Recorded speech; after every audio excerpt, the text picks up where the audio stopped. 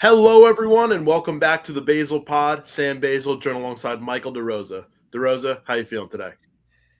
We're doing all right, Sam. A lot of good basketball this weekend, so very happy to break it all down. Love it. Yeah, we are now out of football season, obviously, as Super Bowl 60 was last weekend, and now the chase is on for who will get into the 2026 NCAA men's basketball tournament.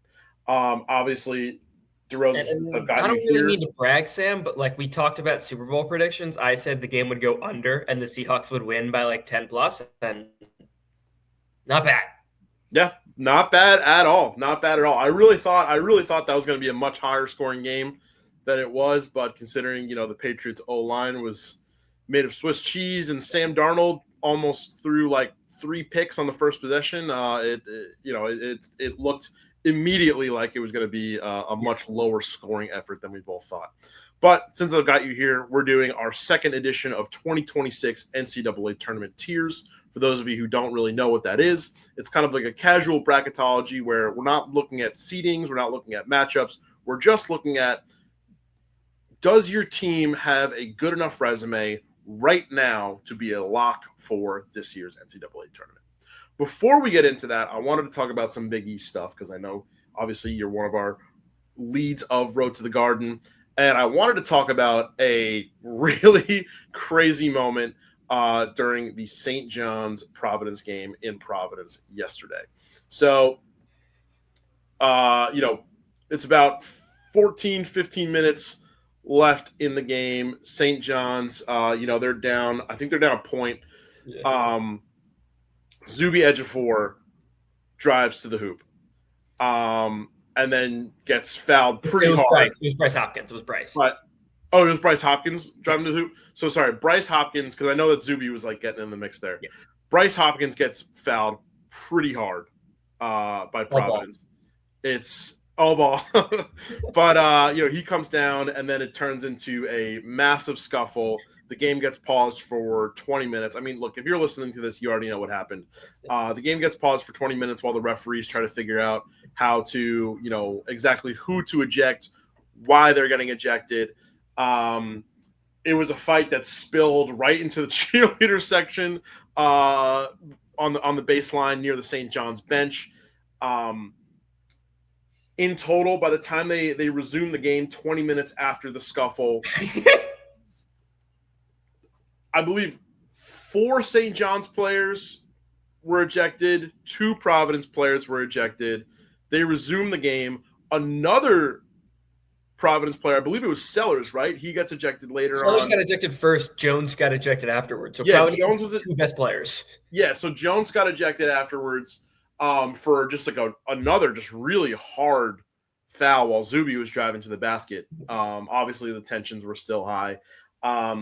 It seemed like by the end of the game, both coaches were really just trying to play till the clock hit zeros there. I mean, it was still a very close game at a certain point right after the foul, but St. John's obviously came away with the win, and not to mention all the players. Not to mention all the fans that were just steadily getting ejected from both the St. John's and Providence fan sections. As the game was kind of winding down. All that to say, I know this has kind of been a little bit of a down year for the Big East, and obviously we don't want to condone violent outcomes in games, but considering the way that played out, I know you texted me yesterday, long live the Big East. In a year where the Big East might be a little bit down on the national picture, for a game to escalate like that, is it a little hopeful for you that, these guys still feel like Big East basketball really, really matters? Definitely. And we definitely don't want to condone the violence. This was completely out of pocket. Like Duncan Powell, who wasn't there for the Bryce Hopkins situation, clearly only did this just for the fans. Like that's what it is to me. He wasn't there for Bryce Hopkins. He went out of his way to foul Bryce Hopkins because he knew that's exactly what the fans wanted him to do. Like it's completely indefensible from the Providence side. And I've seen them defend it. One of like their radio guys, seemingly, at least they did a spot from like the Radio Row, right? And they just said, yeah, well, Bryce Hopkins started this. No, he didn't. I mean, actually, I said no, he didn't, but that's wrong. If Bryce Hopkins wasn't there to get clobbered, none of this happens. So from that perspective, he did start it, right? He was there and like he got hit. If he didn't get hit, this never would have happened. But yeah, exactly. Then, so can I give you the full list of players that were ejected? So on St. John's, it was Dylan Mitchell, Kelvin Odie, Ruben Prey, Sadiku Abine Ayo. Sorry, I probably butchered that so bad. And then on the Providence side, Jalen Sailors, Duncan Powell, Jameer Jones. Like you said, I mean, I was on social media. I was actually, so full disclosure, I was actually watching the Fordham game until that happened. And with like 5 minutes left in the Fordham game, someone texted me, "Oh, there was a big fight in St. John's, Providence." I was like, "Oh, that's crazy." And then, the game, the Fordham game wrapped up. 5 minutes of game time. I go to flip on the St. John's Providence game. I'm like, let me see if there was still time. Between that text and me flipping the game back on, they were still reviewing the ejections. Like, it was crazy. So obviously I watched to the finish, and it was great. Underrated moment for you, I texted you about it, was the Sannon technical foul, like towards the end of the game as well. He got a block on a guy, and then kind of did the slow approach and trash talking, and the ref immediately tees him up. It's just like, dude, what are you doing? Like, like they've already ejected 7 guys. Like, don't be the 8th. But to get on your point about people on social media being like, oh, they started it. Look, it was an aggressive foul. It was absolutely a flagrant too. Like he didn't even attempt to go for the ball. He went for Bryce's face. That is the only thing he was trying to pull down. Like if you've ever done the thing, like Shane Battier said he did this when like he guarded Kobe once, where like you just put the hand in the guy's face just to like annoy him. Yes, that is absolutely what Duncan Powell did, except he did it and then just clotheslined him from there.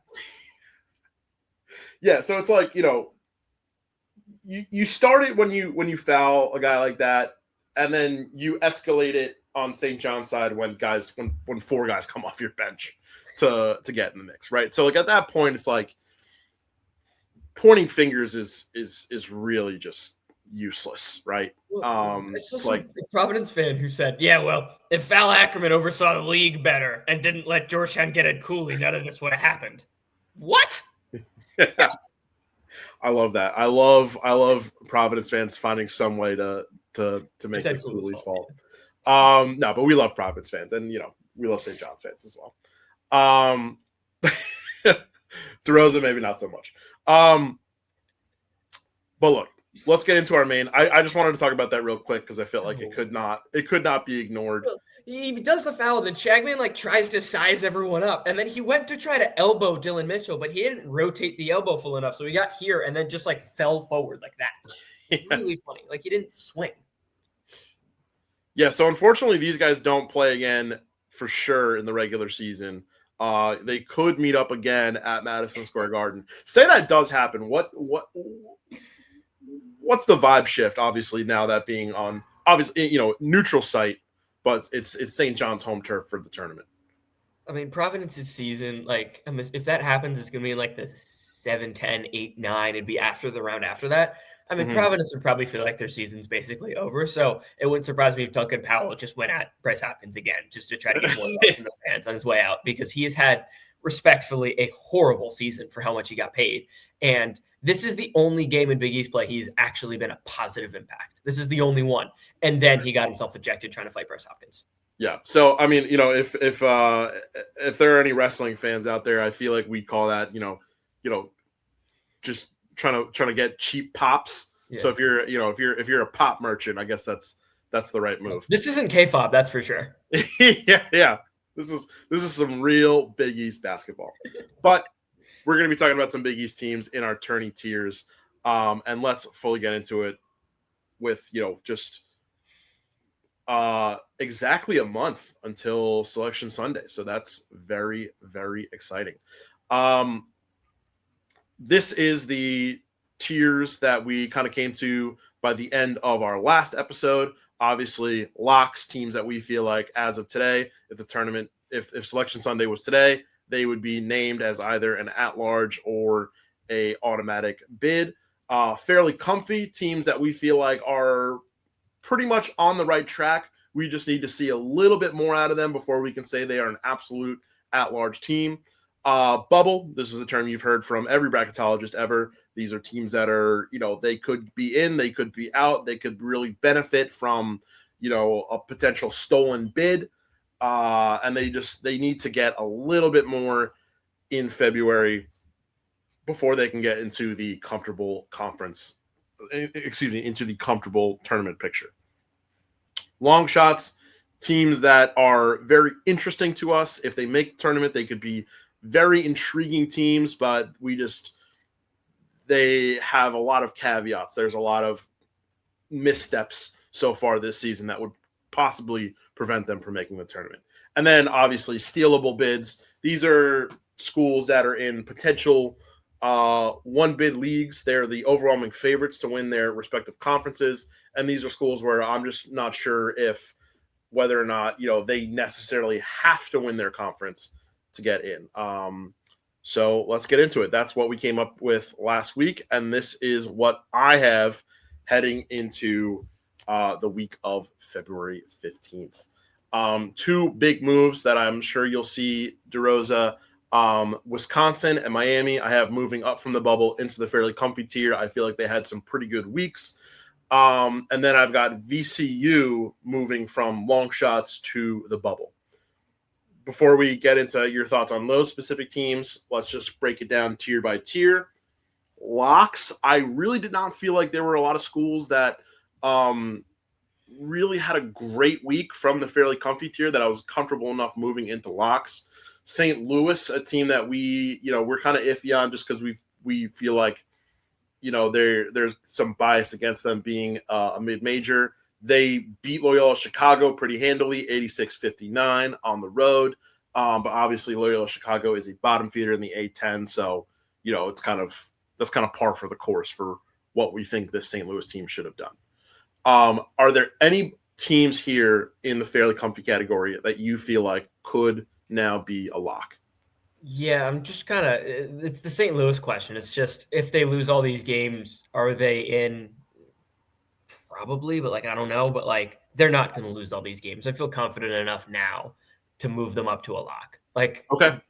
They've played some really sketchy games lately. They played some bad halves against Davidson and LaSalle. That game was close until the very end where they just completely blew it open, but they're not losing all of these games. They're just not. So yeah, they're probably the one I would move up. And then I would think about Kentucky, but they're just such a, not going to cost. They're just such a Ponzi scheme.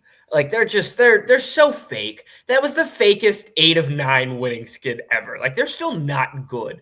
Yeah. I genuinely think they're not bad, but they're the team I am targeting to pick on in the 6-11, 5-12. I'm just targeting them now. They're targeting because of their resume, or just because you want ECB co-host Josh Burton to, just get some ribs at him. Well, one, that, but two, I really think that team is bad. They're just so mediocre. And they went on they won 8 of 9 games. Credit to them for doing that. But nothing in that stretch made me think they fixed any of their problems. They lost within single digits to Florida yesterday. Do you feel like it could have been more?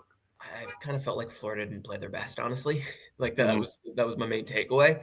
And I saw a lot of Kentucky fans complaining about the officiating. Come off of it. Just come off of it. Wake up. All right, so we're gonna leave Kentucky in fairly comfy. We're moving St. Louis into locks. You're ready to do it? I think so. All right, I'm gonna agree with you there. Yeah. 3 teams actually that I feel like I'm ready to move out of fairly comfy and actually into the bubble. These are teams that all lost 2 games this week. Clemson, Iowa, NC State. I didn't move them on the graphic because I was just a little unsure, but I kind of want to get your thoughts on one or more of those teams. We'll start with Iowa because that was a team I was also going to mention. I agree. Flat out, Iowa hasn't beaten anybody this year. They're Q1 win, their best win of the season is at Indiana. Their second best win of the season is either Washington or USC or UCLA. And none of those teams, I think, are surefire tournament teams by any means. So, and oversimplified, I mean, they lost to Maryland this week. Maryland, as you can see, is not on this graphic. So I feel like that says a lot. That's a bad loss. Yeah. Yeah. Like, yeah, I would bump them down. You said NC State and Clemson? Yes. Okay. And C. Thanks, Ken Palm. Just trying to look at the resume. So the at SMU win is definitely going to carry them a bit. Mm-hmm. Yeah, that's really it. They beat Boise. Okay, great. You beat VCU at home. Okay, great. Yeah, I can move them down to the bubble. I can get behind that. Yeah. They're a 7 seed on most predictions, so I'm not certain. Like, I think they're just kind of tweener in that bubble to fairly comfy tier. Like, I just think they're kind of tweener. Like, you put them in either spot, I'm not really going to fight you. I still don't fully believe in this NC State team, but yeah, their schedule gets really hard to end the year. If they lose to North Carolina, Virginia, and Duke, it's going to be pretty greasy. So I could get behind that. And then Clemson lost twice this week, as you mentioned. They only put up 54 against Duke I thought they'd be more competitive than that. And yeah, they've played some weird games, but sweeping the road trip out west, I think, really helps them just because it's 2 road wins. Probably no real quality win aside from Georgia on a neutral, and Georgia's fallen off a cliff. So I could also get behind that, frankly. Yeah. So Iowa, Clemson, NC State down to the bubble. Yeah. You mentioned NC State, right, being carried by that SMU win. But if I may bring up SMU, they did not have a great week as well. They only beat Notre Dame by 8 points, and then they lost by 1 point yesterday to Syracuse. Yeah, they're not good. Yeah, you know what? Screw it. Move them down too. All right, so we got 4 teams moving down to the bubble. There were 2 teams. We're gonna add another one. St. Mary's has got to move down. Really? I had them as a potential moving up. No. Wow. Okay. They almost lost yesterday to. I mean, they started like crap, but they ended up playing well and beating Pacific. But like they almost lost that game. But like, who have they beaten this year? Virginia Tech on a neutral, great. They lost to Santa Clara. They lost to Gonzaga. Granted, they've played both those teams on the road. Those teams have to come to Moraga to play them. That's the last 2 games of the season for them. But, like, they haven't beaten anybody this year. Like, they don't have a good win. So, yeah, I have zero confidence in them just being a surefire tournament team at this point. Their best win is over Virginia Tech, like a bubble team. You know, it's not like it's bad. Like they had I think they almost have to sweep Santa Clara and Gonzaga, and where I think Santa Clara, I think Santa Clara and St. Mary's are both bubble teams. I think Santa Clara is above St. Mary's at this point. Well, they've already lost to both. Yeah, exactly. Yeah. So, all right, I'll move St. Mary's down. Do you feel like St. Mary's has kind of become the poster child for mid-major team that's just a little too good to schedule? Like good high major games? Oh, 100%. And it sucks because I want Gonzaga is just high major enough where they get all those games. St. Mary's they should have the respect of every team to just be like, no, we should put them on our schedule. And for some reason teams just don't. And that's really infuriating to me. It is genuinely my least favorite part of college basketball. Test yourself. Don't be soft. Absolutely. All right, and then the 2 teams that I felt like were definite move ups. Wisconsin had a great week, wins over from the bubble into fairly comfy. Mm-hmm. Wisconsin had a great week, wins against Illinois, against Michigan State, and then Miami wins against North Carolina and NC State. Agreed on both. Yeah.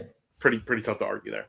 Yeah. All right, so we've got 4 teams moving down to the bubble. This is going to be very crowded. Mm-hmm. So let's see if we can get anybody back into the now shrinking fairly comfy. It's almost, not to get political, but like the shrinking middle class in America. But bad. Sorry. I'll audition for the Tonight Show, I guess, later on. But in the bubble, I'm thinking about moving Utah State up. That was the team I was just going to mention. Yeah. All right, let's talk about them real quick. Utah State, 2 wins this week against Fresno State, 13 points, and then versus Memphis, a 24-point win over Memphis. Both at home. What do you like about this team? Yeah, they've got some good road wins at Boise, at New Mexico. They play a really interesting style. VCU on a neutral in their second game of the season, they beat too.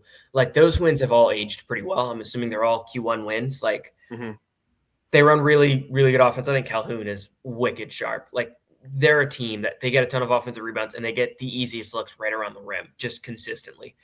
Yeah, I completely agree. I think they should be moved up. Maybe like they have a pretty tough remaining schedule. Like Boise comes to town, that's not going to be easy. At Nevada, at San Diego State, and then Grand Canyon comes to town over their next 4 games, and then they end the season with New Mexico coming to town. Like none of those games are going to be easy by any means, but they have 3 losses on the season, and they have 3 really good wins at least. I'm more than comfortable moving them up. Yeah, and then everybody else here like had they won games this week, but there was nothing really that knocked my socks off. Yeah, I'm trying to like look to find another. Like Texas winning at Missouri, I think is big for the sake of like that's one bubble team beating another fringe bubble team. But like that's like a maintaining course win. Yeah. Yeah. I mean, it definitely helps. Like is maintaining course at this point is helping you. But yeah, agreed there. Yeah, I mean, I guess we could bump a couple teams down to the long shots because we're gonna have to move some of the long shots out, unfortunately, in my mind. But yeah, like nothing, no one like surefire, like locked in a spot to me aside from Utah State. Like actually potentially adding another team down from fairly comfy. Auburn, 2 losses this week. Vanderbilt, Arkansas. Yeah, and the Keyshawn Hall situation is weird. It's like he's not out for injury. He's out because the coach just flat out was like, yeah, he'll come back when he's ready. And like they're 14-11 on the season. Like they could lose. Like if they lose their next 3 games and they're on a 4-game losing streak, so that's not impossible. Like then you're 14-13. And when is the last time a 500 team was accepted in the tournament? Totally. So yeah, I'd be more than okay moving them down too. Weird season there. Yeah, absolutely. And then the team that I moved into the bubble, VCU. VCU had a pretty solid week. Wins against LaSalle, wins over Richmond. Obviously, not really contenders, but, that's, again, maintaining the course in the Atlantic 10. It's going to be them and SLU, really kind of be neck and neck. Yeah, I mean, what do you think about this VCU team? Yeah, I think they're good. It was very funny. The coach mentioned something post game that yesterday he had to bench one of his guys because he didn't show up to shoot around on time after telling everyone he is the most reliable guy he's ever coached, which I thought was very funny. Yeah, Martelli Jr. Yeah, but yeah, I think they're very good again. They have pretty physical style. I think if there's one area they really struggle with, it's rim protection, which I think would burn them in the tournament and probably burns them when they play St. Louis again. But other than that, like they get Mason at home, you got to win that game. But I think winning Mason and Dayton, I think would do enough to at least give the resume a little bit more respect. So yeah, I'm with you. All right, cool. And then you mentioned wanting to move some guys down to long shots. Who is that for you? Yeah. Well, there are some long shots we got to move out too, but let's see. Moving teams. Oh, totally. Yeah. Let's see who we got. Is UCF like still for real? Yeah, no, they're an 8 seed on the matrix. That stuns me to my core. That is a team I have zero belief in. Georgia's playing weird right now, but like I still think they're a bubble team. Like they're still in the tournament, but like that's a team that is falling off a cliff rapidly. That they could be moved to long shot, but I don't think it's yet. I think that'll be like a next week thing. And then Ohio State yesterday should have had a resume win. They outplayed Virginia for 37 minutes-ish, roughly. And they found a way to lose that game too. They've just done a complete win-loss theory in any reasonable game they've played.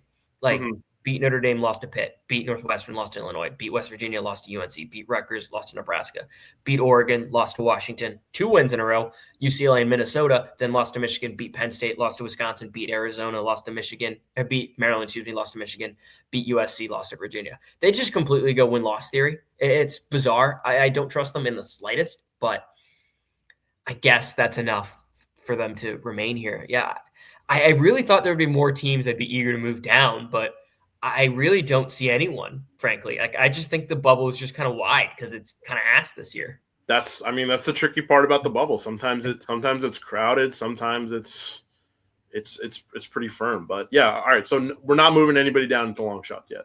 No. All right, long shots. Unfortunately, we're gonna kind of thin this one out. The first team, I hate to say it, but Yeah, George Mason, Mason. you gotta go. 12-point loss to Richmond. 19-point loss to George Washington this week. Yeah, they have Mincy trying to play through his broken thumb, and it is not working. They have no other scorer. They gotta go. UCLA, I actually moved down to long shots from the bubble because they lost by 30 to Michigan. I understand that Michigan is, potentially the number one team in the country, after Arizona lost their second game this weekend, but still, I mean, you can't get 30 pieces, right? Like, it kills them, kills them in the metrics. Like, I don't know. I kind of think they're still on the bubble, but like they are, for reference, they are still top 40 they're top 50 in both the KenPom and the net as of this morning, February 15th. And the bracket matrix has them as an 11 seed. Yeah, so I don't trust them at all, but like I kind of think they're just still on the bubble. But like I don't know. The roster they built doesn't fit Mick Cronin's play style whatsoever again. I don't know why they spent all that money on Donovan Dent and decided not to let him run in transition. Yeah. It's the most baffling thing possible. It makes no sense. Totally. Any other teams that you feel like are kind of at risk here? LSU's dead. McKinnon was out and Deon Thomas is now out for the season. They're just dead. Like, sucks. They had a good season. They survived for this long. They're dead. I don't think Washington has a pulse at this point. I don't trust them at all. They beat Minnesota yesterday without some of Minnesota's best guys. Great. I still think they're dead completely. I don't know. I just the way they've played lately, they just bring me like losing at home to Penn State. That's it. GG. Mm-hmm. And I'm going to move up a team that I thought had a very good week. TCU. Frankly, I could even go as far as to put them on the bubble. Beating Iowa State at home. I feel like that is a resume defining win. Like, that gets you back in this conversation. And then going on the road and beating Oklahoma State. That's another Q1 win. You won 2 Q1 games. Like, I still think they're on the outside looking in, but I think that completely puts them on the bubble. They have a bad loss, unfortunately, which is really killing them. The New Orleans loss to open the season, but they have some really, like, Wisconsin on a neutral, Florida on a neutral. Now you went at Baylor and won.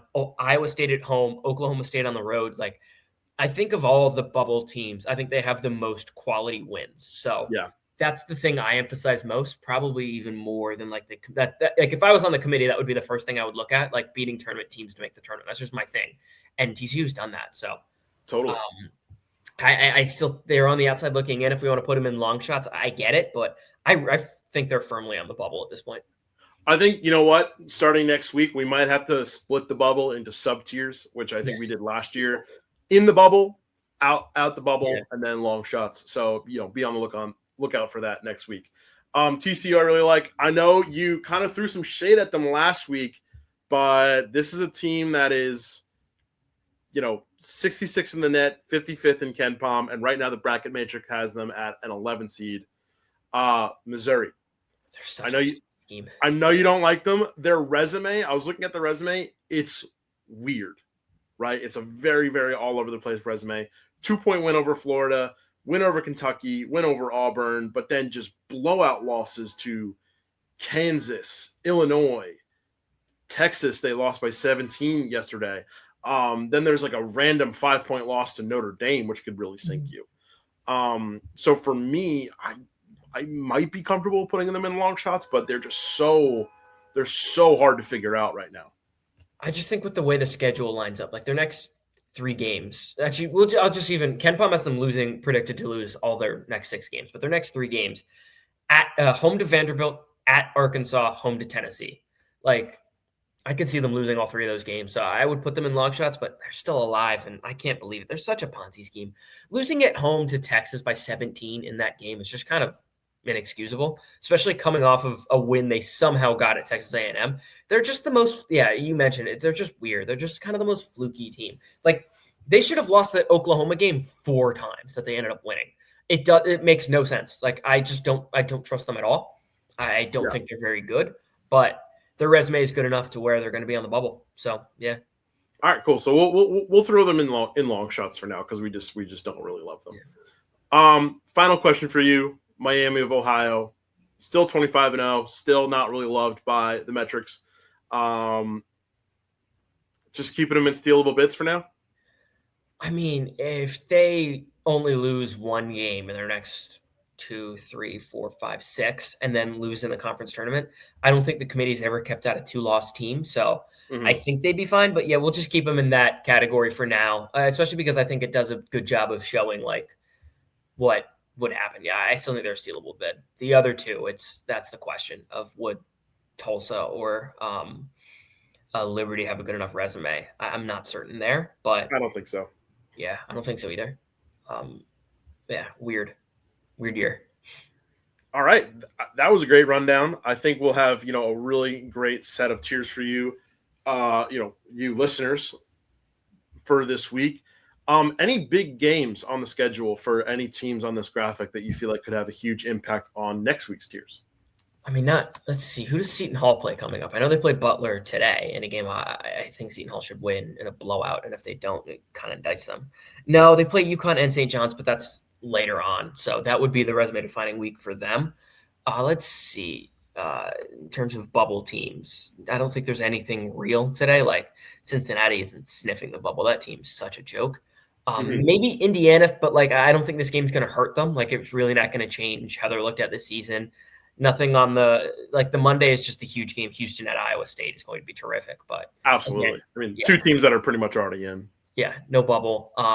Iowa, actually, I think this is a huge week for Iowa. Nebraska comes to town, then they go at Wisconsin on next Sunday. They need. I mean, I kind of think they need the Nebraska game. Nebraska is a team that I think is really trending down. Iowa's a team that should be trending up until they found a way to lose to Maryland and then get waxed by Purdue on their home court. They're a team I don't trust, but like that is a game they flat out need if they want to be a legitimate tournament team. Ohio State and Wisconsin play each other. Those are two teams we have still not locked in yet. I think that's another like spot for them where they just need to find a way to just Ohio State, if they want to stay alive, you need to find a way to win that game. Yeah. I've got one for you. Go ahead. Friday, St. Louis, VCU. Yeah. That's the game. I mean, it's honestly the game for both of these teams, but absolutely for St. Louis. That one's going to be in St. Louis at Chaffetz Arena. Right now, Ken Palm's got that 86-76 win for the Billikens. Yeah, and for VCU, if you want to really change your resume, like that is a win that would completely change their season. Like it would turn their season immediately. Absolutely. I think, let me double check this real quick, but I think because St. Louis is St. Louis is top seed in the A10 right now, 12-0. Yeah. VCU, they're the 2 seed. They're a game and a half back at 11-2. Obviously, both teams have a game earlier in the week. So I think, VCU, St. Louis could still hold on to the 1 seed technically with a loss if they both go into it after winning their Tuesday and Wednesday games. Yeah. But yeah, still very, very interesting no matter what. Definitely. But if that's all we got, DeRosa, where else can we find your work and your coverage? Yeah, at MD the Dream, that's my Twitter handle. Let's see. Yeah, Road to the Garden as always. I did a solo podcast for the first time. I'm probably going to do more of those. I called it, very original name, wait for it, Sam, the Michael DeRosa Show. I know. Yeah. Love it. Yeah. So I did that. So if you want to check that out, I mostly just spent time talking about the Butler head coaching hire and then just talked about whatever the hell I wanted to after that. I kind of think that covers everything. My name is Michael DeRosa, Michael DeRosa Show, MD the Dream, House Enterprise, House of College Hoops, of course. Why not? Live a little. Love it. Yep. And obviously you can find more of DeRosa's work on those 2 handles that he mentioned, at Road to the Garden on X, at College Hoops HE on X. That's our House of College Hoops handle. You can also find all of our stuff on house-enterprise.com. For those of you who are watching the video podcast, you can see all of our socials moving on the ticker that you see below. If you're listening to the audio version, you can find all of those in the description for wherever you get your podcasts. And until then, just keep checking out House Enterprise for more updates on your favorite college basketball programs. And so for Michael DeRosa, I'm Sam Basel. This has been the Basel Pod, and we'll see you guys next time.